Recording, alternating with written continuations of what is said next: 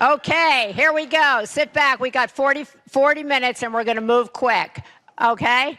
So I want this to be like a kitchen table. Like, just think that we're sitting around the kitchen table and we're jamming about all kinds of stuff. That's the feeling I want to have at this. This is like a Kennedy family kitchen table, yeah. But most people don't have this many. That's right. It's raucous, it's hot, but it's fun. That's what it's going to be like. So this, as I was saying before both of you walked out, this is historic. So I hope everybody takes this in for a minute. To have a leader of the Republican Party and the Vice President of the United States. So let me begin with you, Madam Vice President. Did you ever think in your wildest dreams that you would be running for president alongside Liz Cheney, who'd be advocating for you, campaigning for you, a member of an opposing party, putting herself on the line for you? So let me just start by thanking everyone. Thank you all for taking time out of your busy lives to be here and have this conversation. And I think we are all here together because we have many things in common. First and foremost, we love our country. Ooh. We love our country. You know, so Maria, perhaps not, but Perhaps not. But let me say this. So you mentioned, you know, my background. So I started my career as a prosecutor. And most of my career has been spent outside of Washington, D.C., not in Washington, D.C. And for most of my career, let me just tell you, I never once asked a victim of crime, a witness, are you a Democrat or are you a Republican? Never. It would have even occurred to me to ask that. What I did ask everyone, are you okay? And when I think then about what is at stake in this election, I think that's the biggest question. And it is a moment we're born out of our love of our country, born out of, for me, having taken the oath of office to the Constitution of the United States at least 6 times. I believe what is at stake in this election is so fundamental for us as Americans. And it is about, do we take seriously the importance of a president who obeys the oath to be loyal to the Constitution of the United States? Do we prioritize a president of the United States who cares about rule of law, much less the spirit with which they approach this most powerful position? There's so much about this last era. When I talk about turn the page, that's what I'm referring to, like the last decade, that has been about some powerful forces suggesting that the measure of the strength of a leader is based on who you beat down, instead of what I think most of us believe, regardless of your party affiliation, that the real measure of the strength of a leader is based on who you lift up. And so, for that reason, I'm not surprised that Liz Cheney and I are on the same stage 15 days before the election. Okay. You know? Well, maybe you're not surprised, but I'm surprised. And I think a lot of people are surprised. So I want to know, are you surprised? Are you surprised that you're out here campaigning for a Democrat, campaigning for Kamala Harris against the party that you've been a part of your entire life? You know, what I would say, first of all, is we all know, everyone who watched January 6th knows, you know, what Donald Trump is willing to do. He lost the election. He tried to overturn it and seize power. And then he sat in his dining room and he watched the attack on television.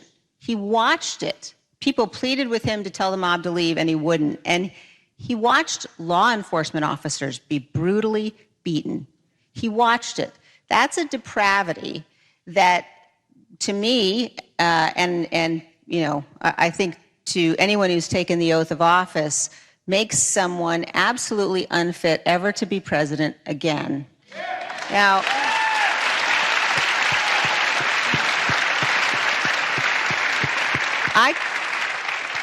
I could have just said, you know, I'm going to do everything I can to work against Donald Trump. And there are a lot of Republicans who have said that.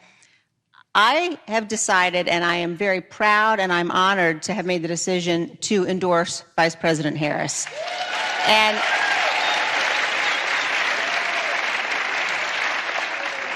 And I have gotten to spend time with Vice President Harris. I have had the chance to talk with her about how important it is that we have two strong parties in our country, about the kind of president that I know she'll be. And I think all of us, it doesn't matter what party you're in, we all know this is a good and an honorable and a great nation. And we have to have leaders. You might say, I'm not going to agree on every issue, but we have to have leaders who take that seriously. We have to have leaders who are going to be sincere. And as a mother, I want my children to know that there is someone sitting in the Oval Office that they can look up to, someone who can be a role model. And I'm incredibly proud, and I know that Vice President Harris will be that. Great. And Maria, let me just add one thing also, because it bears repeating. I have seen a lot of Republicans go up to Liz Cheney and thank her. And they may not be doing it publicly. They may not be doing it publicly because I think she has shown, to your point, extraordinary courage, especially in this environment post-January 6th, where there's something, an undercurrent that is violent in terms of the language and the tenor. And for her to show the courage she has shown is extraordinary. But I've seen Republicans come up to her, and from my vantage point, she's actually not alone. And so I want to talk about that because there are a lot of people who are scared to vote for you, scared about the environment, scared to talk about politics. How scary was it for you personally to make this decision? What has been the personal cost for you to do so? It was not, it wasn't scary at all in terms of making this decision. Because when I look at the nature of the threat that Donald Trump poses, and look, Donald Trump is doing everything he can to try to get people to forget about what he did on January 6th. And when you think about that level of instability, the level of erratic decision-making, the misogyny, that's not someone that you can entrust with the power of the Oval Office. And so I think that we are facing a choice in this election. It's not about party. It's about right and wrong. And I certainly have many Republicans who will say to me, I can't be public. They do worry about a whole range of things, including violence, but they'll do the right thing. And I would just remind people, if you're at all concerned, you can vote your conscience and not ever have to say a word to anybody. And there will be millions of Republicans who do that on November 5th. Vote for Vice President Harris.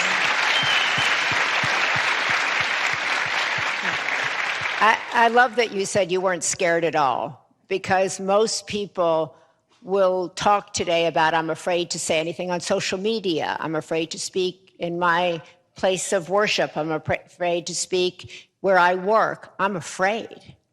How are you not afraid? Well, I think that the point you're making is a really important one. Think about what's happened in our country. The level of vicious, vitriolic attack that, you know, when Donald Trump says that his political opponents are the enemy within, and when he contemplates deploying force against them, the response that we all have should not be to be so afraid we don't act. It should be vote him out, defeat him, vote for Vice President Harris. And Maria, I'm going to add to that. Yeah. I would add to that an additional point, which is, and don't think it's a sick sense of humor and relegate it to simply being that. You know, I've said many times, I do believe Donald Trump to be an unserious man, but the consequences of him ever being in the White House again are brutally serious. And take it from the people who know him best. His former chief of staff, when he was president, 2 former defense secretaries, his national security advisor, and of course his vice president, who have all in one way or another used the word that he is unfit to be president again and is dangerous. Listen to the report that what his former chairman of the Joint Chiefs of Staff, a general, said about him, that he is fascist to the core. And these are people who were in his administration, who worked closely with him in the Oval Office and the Situation Room. And so I would caution us also to, because some people find it humorous what he says and think it's just silly, but understand how brutally serious it is. Well, the courts will take care of that. We'll take care of November. Yes. We'll take care of November. But it is brutally serious because to the Congresswoman's point, anyone who has openly said, as he has, that he would terminate the Constitution of the United States should never again stand behind the seal of the President of the United States. Never again.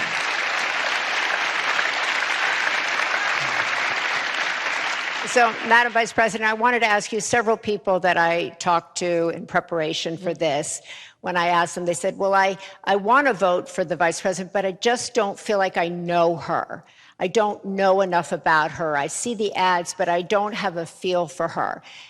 What are 3 things you can tell this audience about you that aren't in your ads, that people aren't telling people on the robocalls, that perhaps they just wouldn't know, that might give them a feeling for who you are as a woman? How much time do we have? We're at the kitchen table. I have lived a full life. I am a wife, I am a mother, I am a sister, I am a godmother, I love to cook. I started my career as a prosecutor. In large part, there are many reasons, but one very fundamental is when I was young, one of my best friends in high school, I learned, was being molested by her stepfather. And I told her when I learned she had to come live with us. I talked to my mother about it. Of course she has to come live with us, and she did. And I decided I wanted to take on a career and a life that was about protecting the most vulnerable. I served as Attorney General of California 2 terms. I was the top law enforcement officer of the biggest state in the country. And doing that work, it included prosecuting transnational criminal organizations for the trafficking of guns, drugs, and human beings. I did the work of taking on the big banks during the foreclosure crisis and delivered $20 billion for homeowners who had been targeted with predatory lending practices. I took on the big pharmaceutical companies on behalf of consumers. As Vice President of the United States, my priorities have been many, including, to your point, the work that you and I have done over the years, focusing on women's health. One of my priorities has been maternal mortality. But I have only had one client in my career, the people. And my belief is that there is great nobility in public service if one understands that they hold the office in the public trust. It is not about personal power. It is about what you can do that lifts up the condition of people. And there is so much about how I think about my responsibility, and I'm here to ask for your vote, is that I intend to be a president for all Americans, understanding that the vast majority of us have so much more in common than what separates us. And this era that was kind of initiated by Donald Trump has not only been exhausting, it has been harmful to us as a nation. The notion that a president of the United States would encourage Americans to point fingers at each other, that there would be a suggestion that we are a divided country, that instead of knowing we have so much more in common than what separates us. I have, as Vice President, met over 150 world leaders, presidents, prime ministers, chancellors, and kings. My most recent overseas trips as Vice President, which were relatively close to then the election, our allies have expressed real concern. I shared this before, but when we walk in a room representing the United States of America, We should walk in that room, especially leaders, chin up, shoulders back, knowing that we have the self-appointed and earned authority to talk about the importance of democracy and rule of law. But the thing about being a role model, this is all role models who are here. People watch what you do to see if it matches up to what you say. People around the world are watching this election, I promise you. And my one fear I have is I hope and I pray that we, the American people, understand not only what is at stake for us in this election, but how much we mean to the rest of the world. There is so much at stake in this election. Liz Cheney, tell us real quick, I want to get to our first question, but you've been traveling with the Vice President, you've been working with her, you've been spending human time with her. Tell the audience what you see that perhaps the camera doesn't get or the ads don't get, so that they can get a sense of her that you have. Well, I think that what I could tell you is that what the Vice President is saying about wanting to be a president for all Americans, caring deeply about this country, those are things that come across very, very clearly and very directly. And look, I'm a conservative. The very first campaign I ever volunteered in was for President Gerald Ford in 1976. And ever since then, I have been voting for Republicans. I've never voted for a Democrat. And, wow. And so the fact that I believe so strongly that in this election, we need to elect the person who is the responsible adult. And we need...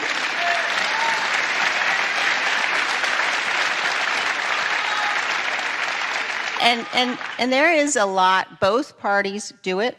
There is a lot of vilification that goes on. Yeah. And I think it's really important for people to think very carefully about the power that we're going to invest in the President of the United States and what it would mean to give that power to Donald Trump. Don't take my word for who he is. Listen to him every day. Look at what he did. Remember that the people, as the Vice President said, who are opposing him are the people who know him best, the people who worked most closely with him. And so I would just say I know that the Vice President has had the range of experience, as Vice President, as Senator, as Attorney General of California. She is supremely qualified to be President of the United States. I think there sometimes are some men who suggest that she's not, but if you look at her qualifications, there's no question. And that she's somebody that I know I can count on who will put the good of this country first. There's just no question. Okay. I want to go over here to Cecilia Borland. Can you stand up? You have a question. Cecilia grew up in Birmingham, Michigan, which was a Republican stronghold as she grew up. She now lives with her husband. They're raising 2 children in Berkeley, Michigan, and she's here with a question for the Vice President. Thank you both for coming to Michigan today for this important event. I'd like to start by saying personally, thank you, Representative Cheney, for to you and your father for exemplifying putting country over party.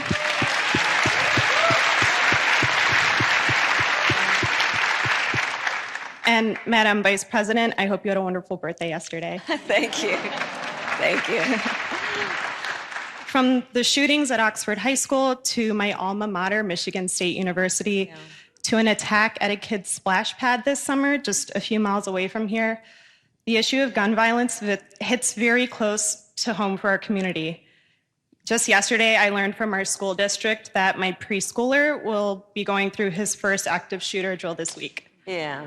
As a gun violence survivor and mother of 2 young children, the issue of gun violence and the safety of my children in their schools and in our community is my top priority. Madam Vice President, if you are elected president and there is a Republican majority in Congress, how will you work with them to make impactful and immediate progress around gun violence, especially in our children's schools? Right. Thank you, Thank you. Cecilia. And thank you, and for your courage to speak up about this. So, well, we have done it actually in the last 4 years. We had a bipartisan group of folks in Congress who came together for the Safer Communities Act, which is the first meaningful piece of gun safety legislation in 30 years. And so it's a good step, and it really does tell us that we have a will within the United States Congress to work in a bipartisan way. And then Congresswoman Cheney was one of those Republicans that actually voted for it. This is how I think of the issue, and it is through the lens of many experiences, including I'm so sorry about your kids going through active shooter drills. Our kids did. It's traumatic. That our children, growing up, I'll speak for myself, we had fire drills. Yeah. Right? Our children are now learning how to keep themselves safe if there's an active shooter at their school. I did a tour last year of colleges with college-aged kids, so I also did some trade schools. And I would ask the auditorium would be packed, college-age kids, and I'd ask them, raise your hand if at any point between kindergarten and 12th grade you had to endure an active shooter drill. Almost every hand went up. Our kids are growing up where they are learning that they may be unsafe in the classroom, where they should be absorbing the wonders of the world. One kid said to me, we were talking about this, and said to me, that's why I don't like going to fifth period. I said, why, sweetheart? Why don't you like going to fifth period? Because in that classroom, there's no closet in which to hide. So when we think of this issue, we must also consider the trauma, that is, the direct trauma for those who have been directly affected by gun violence, including that to our kids who are in schools across our country doing this, not to mention their teachers who want to teach and not also have to worry about, will they be able to physically protect a child from a bullet? Here's how I think about it in terms of the macro point. We have been pushing, as a country, I think, a false choice that suggests you're either in favor of the Second Amendment or you want to take everyone's guns away. And that's a false choice. I'm in favor of the Second Amendment. I have talked about the fact both Tim Walz and I are gun owners. I also believe we need reasonable gun safety laws, assault weapons bans, red flag laws, universal background checks. And reports say that the majority of NRA members agree on, for example, universal background checks. What is a universal background check? It's just common sense. Here's what it is. You just might want to know, before someone can buy a lethal weapon, whether they've been found by a court to be a danger to themselves or others. You just might want to know. It's common sense. We need common sense gun safety laws, and I will continue, I've done it throughout my career, work with all of our colleagues across the aisle, and I know that we can make progress. But this is not, I'm not trying to take anybody's guns away from them, but we need reasonable gun safety laws.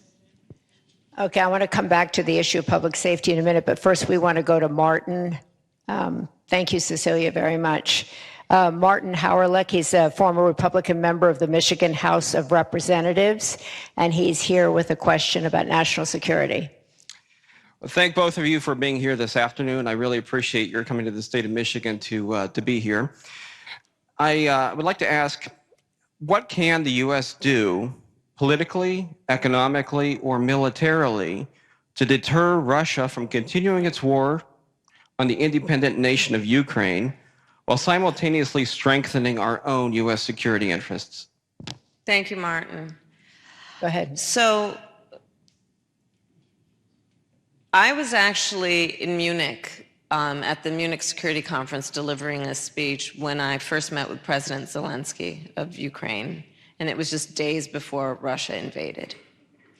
I've now met with President Zelensky, I think, 7 times, because the United States has rightly taken a position as a leader, a global leader on international rules and norms, that we must stand in support of one of the most important international rules and norms, which is the importance of protecting sovereignty and territorial integrity, the importance of standing strong in opposition to the notion that in this case, Russia would attempt to change borders by force, to invade another nation, a sovereign nation, by force. And sadly, there is a huge difference between my opponent and me on this very fundamental issue. Back to the conversation about, there was a time when there was a phrase that I'll paraphrase, that basically politics ends at the sea line, at the boundaries of our country, that there are certain things, in particular matters of national security, where it's not about partisanship, it's about where should America stand in terms of supporting our allies and standing for certain principles. I'll give you as a point of reference for me, in terms of how I feel about this on the partisan issue. For the 4 years that I was in the United States Senate, my favorite committee was the Senate Intelligence Committee. And I served on that committee, and we would meet in a room that's called a SCIF, and it's basically it's a very secure room. No press, with all due respect, is allowed in, no cameras. Everyone has to leave their cell phone outside. It's a bipartisan committee, and we would go in that room and receive classified information from America's intelligence community, sometimes our military leaders, about hotspots around the world and threats to our national security. And when we went in that room, and this is why it was my favorite committee, people would take off their suit jacket, roll up their sleeves, have a cup of coffee on the table. And we weren't Democrats or Republicans. We were Americans. And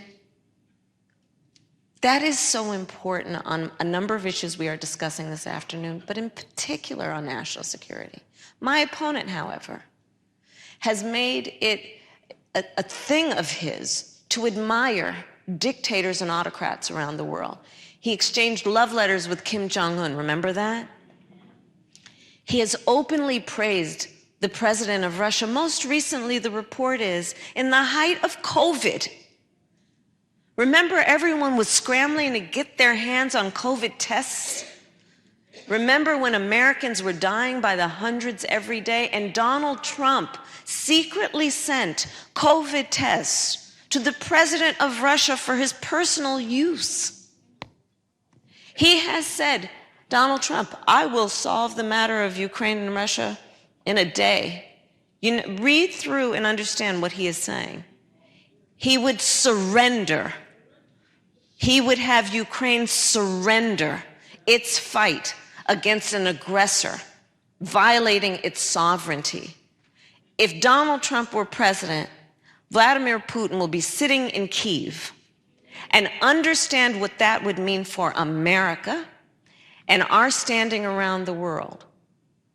But thankfully, there has been bipartisan support, and to your point of where you stand on this very fundamental issue. But this is a very vivid example of what is at stake in this election, because Donald Trump has been very clear. He would give away the shop. He has been manipulated and is so clearly able to be manipulated by favor and flattery, including from dictators and autocrats around the world. And America knows that that is not how we stand. That is not how we fight. We fight in favor of our strength and our role as a leader in bringing the allies together and standing for foundational and fundamental principles. Congressman Cheney.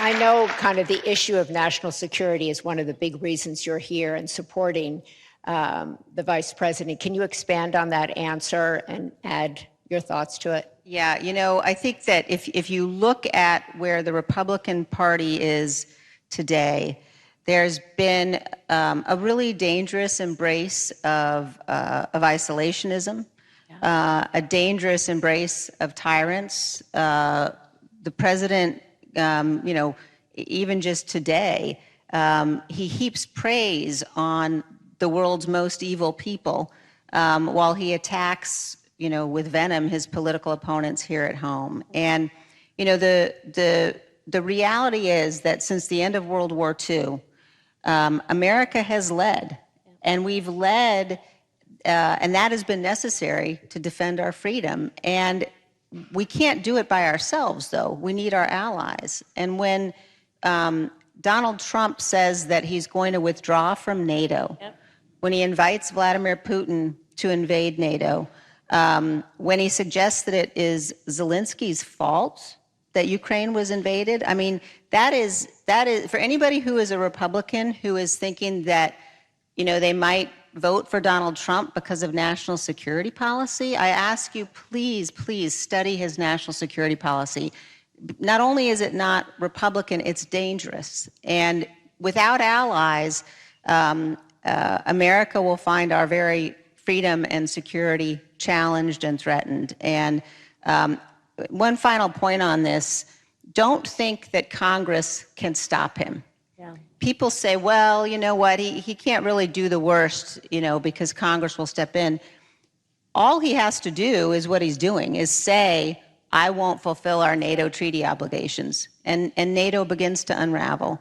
So it is an incredibly dangerous thing to think about a foreign policy, a national security policy led by somebody who is as unstable as Donald Trump is, and it's a risk we just simply can't take as a nation.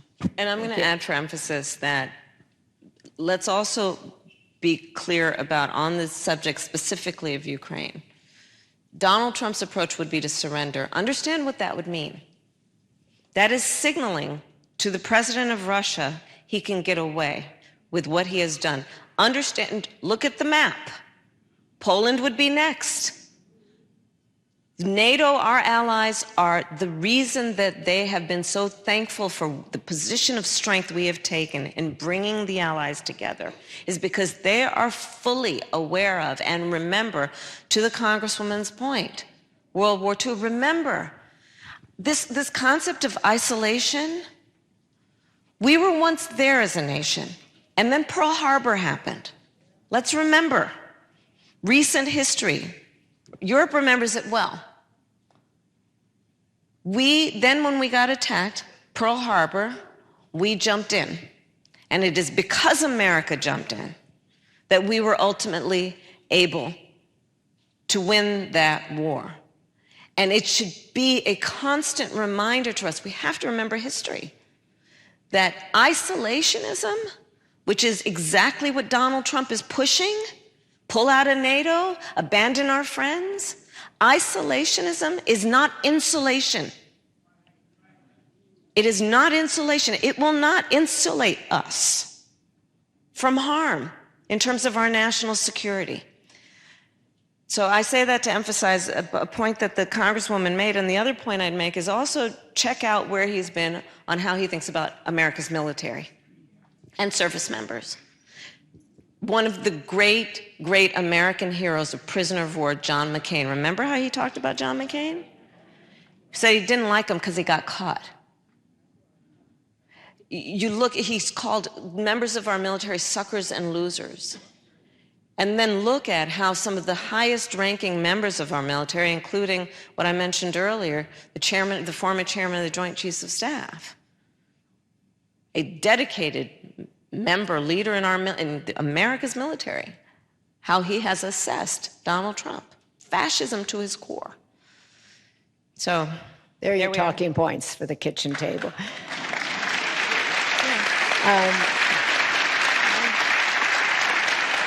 Our final question is from Courtney. Courtney, can you stand?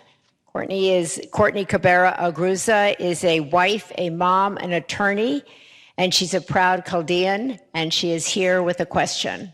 Courtney. Thank you so much. Good evening, Madam Vice President Harris and Representative Cheney. My name is Courtney Cabrera Agruza, and I am a first-generation Chaldean American. Chaldeans are indigenous Iraqis who are Catholic, and we are predominantly in the Metro Detroit area. Chaldeans are a very close-knit community, but the recent political climate has really begun to divide us. While I know that you have discussed several bipartisan proposals over the course of your campaign, what would you say to people like myself who are part of these traditionally conservative communities who want to move forward but are feeling the pressures of the political divide? Thank you. And I've actually met with members and leaders in the Chaldean community, and thank you for being here. You know, I think that there is something at stake that is about core values as well as what is at stake in terms of the risk and the danger. And I would offer you an example of what I think would be an important issue that would affect the Chaldean community and all Americans. For example, the issue of how we think about healthcare in America. So I know enough about the culture and to know that it is reflective of who we are as Americans in general. We respect our elders. We take care of them. So I will share with you a specific proposal that is an extension of how I think about things. Personal story, I took care of my mother when she was sick. And for anyone taking care of or who has taken care of an elder relative, you know what that is. It's about trying to cook something they feel like eating. It is trying to find clothes that don't irritate their skin or help them put on a sweater. It's about trying to figure out something you can say that will bring a smile to their face or make them laugh. It's about dignity. And we now have, in particular in our country, a lot of people doing that and also raising young kids. We call them the sandwich generation, right in the middle. It's a lot. And the way the system currently works, well, God willing, you may have enough resources, you can hire somebody to come in and help. If not, you may have to spend down all of your savings to be able to qualify for Medicaid. Or you may have to quit your job to be able to do what you need to do to take care of your children and take care of your older relative. That's just not right and it's not fair. So part of my proposal and the plan is that we're going to now reconfigure so that Medicare covers home health care for our seniors, right? It's about dignity. So in addition to everything that we've discussed already about national security, what is at stake, something like this, because I absolutely do believe America is ready for a new generation of leadership that is taking on issues clear-eyed about what is going on that affects everybody, doesn't matter their political party, issues that are fundamentally about dignity, also about economic issues, and taking it on in a way that we relieve the American people of the burdens that get in the way of productivity and a certain quality of life. And this is one example of that. I believe we need to have an economy that I call an opportunity economy, where everyone has the opportunity to thrive, not just get by, but get ahead. And this is one example I would offer under the broader point, which is about let's move forward, taking on problems from a common sense approach that is about just practical work. Look, I am a capitalist. I am a pragmatic capitalist. I will work as I have with the private sector. I believe we have to invest in America's economy and America's industry and America's entrepreneurs. And we can at the same time take care of those that are the most in need of just a little support to be able to not just get by, but get ahead. Thank you, Courtney. Liz, I just want to, we have 2 minutes left. And when you hear the phrase, a new way forward, when you hear country over party, what does that mean to you? We're 2 weeks out. What does a new way forward mean for families like everybody here, for your children, my children, everybody's children, young men? Yeah, what is it like? I think that we're at a moment now where, when you think about America and the beacon of hope that we have been for so many years, for so many communities, also how tremendously enriched we have been by communities, immigrants who want to come here and build a life, all of that depends upon fundamentally defending the rule of law, fundamentally defending our Constitution. That's what makes all of our opportunity and our freedom possible. And at the same time that we're that beacon for the world, it's also because we're a good nation. Yeah. And because, when you look at who our leader is going to be, what Donald Trump represents is in many ways just cruel, and not the kind of dignity and the kind of person that we all want to be able to look up to. But what I would say is that if people are uncertain, if people are thinking, well, I'm a conservative, I don't know that I can support Vice President Harris, I would say, I don't know if anybody's more conservative than I am. And I understand the most conservative value there is to defend the Constitution. And if we don't come together to do that, then and so just to finish that, I would say, to me, a new way forward is this. It's what you're seeing up here. It's having a president who will listen, having a president who will say, I'm not, necessarily sure I agree with you on this issue or that issue, but let's talk about it. Yeah. Why do you want, that policy? Why do you believe that? Someone who is willing to honor and respect all perspectives and points of views. And there's only one candidate in this race who does that, and that's Vice President Harris.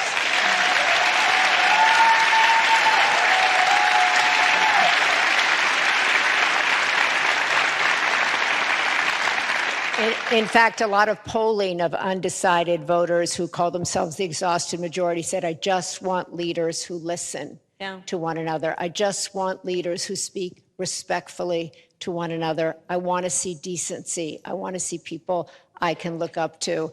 And unfortunately, that's considered a new way forward, as Representative Let's Cheney. do that. Let's do that. Yeah, let's do that. Let's should make do that a way forward. The final word, Madam Vice President, everybody I talk to says, I have to turn off the news. I can't read anything. I'm meditating. I'm doing yoga.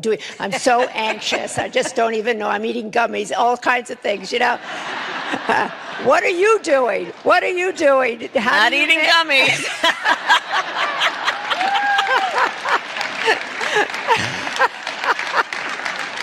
Okay, we got that clear.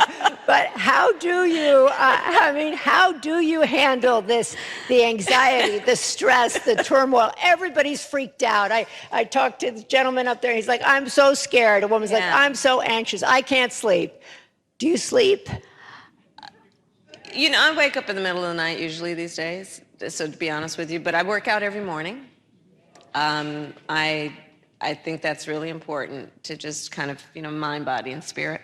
But let me just say this. No, say more about that. But say more. But I will. I work out. I try to eat well. I love my family, and I make sure that I talk to the kids and my husband every day. Doug and I have been kind of, traveling. We're trying to cover a lot of ground, so we're not with each other every day these days. But my family grounds me in every way. But if I can just speak to what people are feeling. We cannot despair. We cannot despair. The nature of a democracy is such that I think there's a duality. On the one hand, there's an incredible strength when our democracy is intact. An incredible strength in what it does to protect the freedoms and rights of its people. Oh, there's great strength in that. And it is very fragile. It is only as strong as our willingness to fight for it. And so that's the moment we're in. And I say do not despair because in a democracy, as long as we can keep it in our democracy, the people, every individual has the power to make a decision about what this will be. And so let's not feel powerless. Let's not let and I get it, overwhelming nature of this all, make us feel powerless, because then we have been defeated. And that's not our character as the American people. We are not one to be defeated. We rise to a moment, and we stand on broad shoulders of people who have fought this fight before for our country. And in many ways, let us look at the challenge then that we are being presented and not be overwhelmed by it. The baton is now in our hands to fight for, not against, but for this country we love. That's what we have the power to do. So let's own that. Dare I say, be joyful in what we will do in the process of owning that, which is knowing that we can and will build community and coalitions and remind people that we're all in this together. Let's not let the overwhelming nature of this strip us of our strength. That's how I feel about this. You know? That's how I feel about this.